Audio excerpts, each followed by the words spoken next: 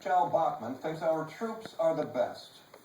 They are the best. This is the easiest thing to get behind. It doesn't get any better to help our troops when they are literally on the lines fighting for our freedom. Presidential candidate Herman Cain will not apologize for having the biggest, baddest, greatest military on the planet. And I don't apologize for having the biggest, baddest, greatest military on the planet. Presidential candidate Mitt Romney would like the rest of us to support the troops even more than we already do. I think it's time for American citizens and politicians to show a surge of support and for us to reach out to our neighbors who are serving in the military. And presidential candidate Rick Santorum marvels, as we all do, at the selfless act of volunteering to serve in a time of war. So we have a culture right now that doesn't say serve. It doesn't say don't think about yourself. It says me, me, me. It's a very self-absorbed, me-centered, excessive popular culture. And yet we have brave men and women who are willing to step forward because they know what's at stake. They're willing to sacrifice their lives for this great country. Stephen Hill is a decorated captain in the U.S. Army, where he's been a reservist for 20 years.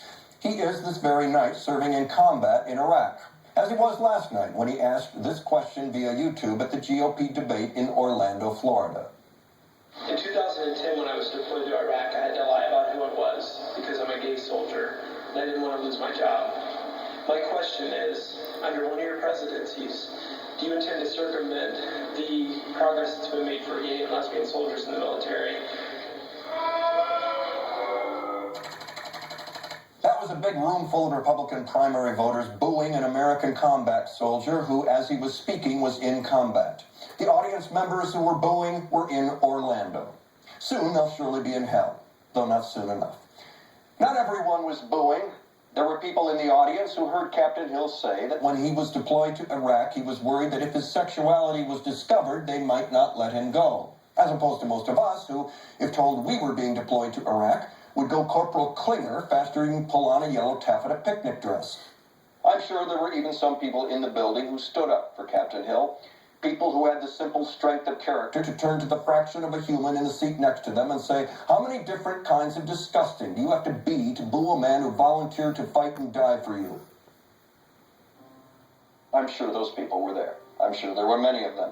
But unfortunately, none of them were on the stage.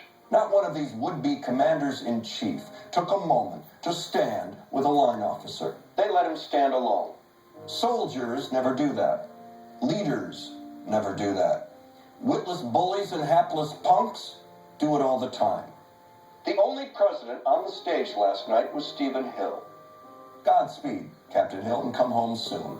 A grateful nation is waiting to say thank you. That's Newsnight for September 23rd. Terry Smith is up next with the Capitol Report. I'm Will McAvoy. Good night.